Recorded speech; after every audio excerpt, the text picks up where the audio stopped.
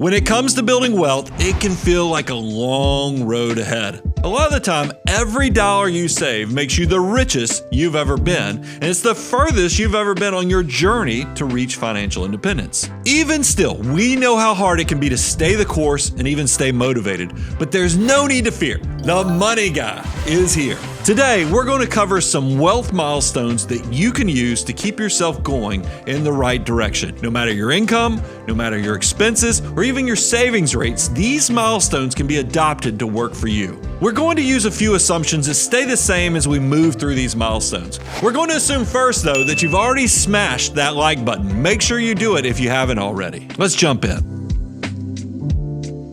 For the milestones, though, let's assume our test subject, Manny the Mutant, of course, has gross annual income of $50,000, and he never gets a pay raise. Let's also assume his annual expenses are $30,000, and he saves 25% of his gross annual income.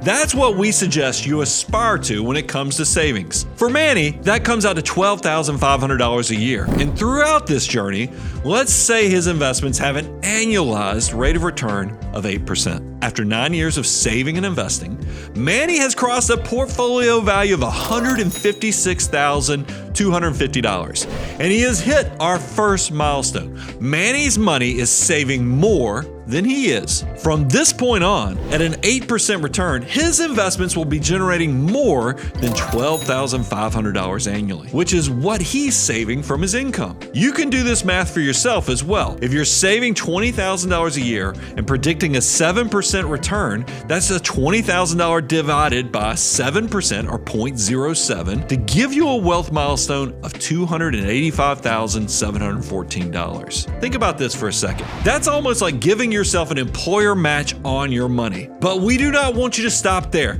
We want you to keep going. Strike while the iron's hot and use this milestone to keep that fire inside you burning and accelerating your wealth building journey. So let's say Manny keeps saving.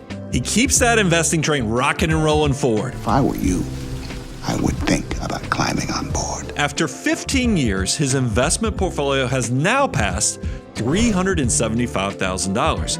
You might be thinking, what's so special about that? Well, remember, Manny's annual expenses, $30,000 a year. At 8%, that $375,000 portfolio earns more than $30,000. And we have reached our second milestone. His money is earning enough to exceed the cost of his everyday expenses. When you think about how hard your money works, this is like having a side hustle that takes no work and still replaces your expenses. And the way you find this milestone for yourself is exactly the same way. That $30,000 figure for expenses divided by 8% or 0.08 gives us the milestone of $375,000. And notice what else just happened. Manny's first milestone took him 9 years to pass, and it only took him 6 additional years to get to the next one. That's the power of years of discipline and the magic of compounding interest working together. But Manny's investing journey is not done. He's still full steam ahead and barreling toward financial independence.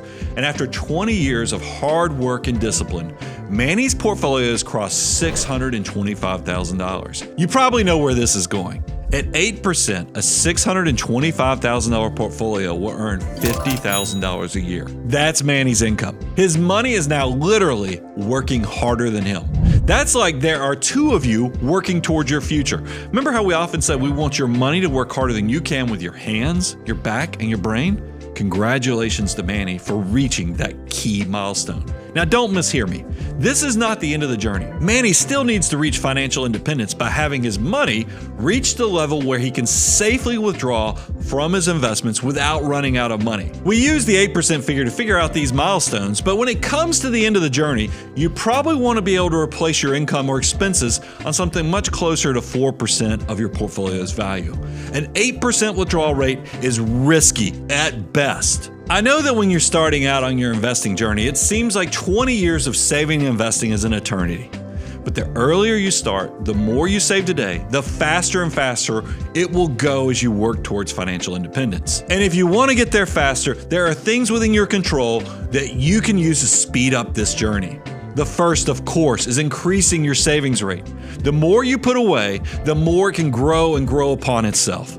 The second thing you can do is have a plan for yourself. And if you don't know where to start for a plan, let me introduce you to the old reliable Financial Order of Operations. We designed the Financial Order of Operations, or the FOO, to guide you on this journey to financial independence so you know what to do with your next dollar. It can be your navigation system to help you stay motivated as you work towards these milestones. If you don't have your copy yet, you can get one for free.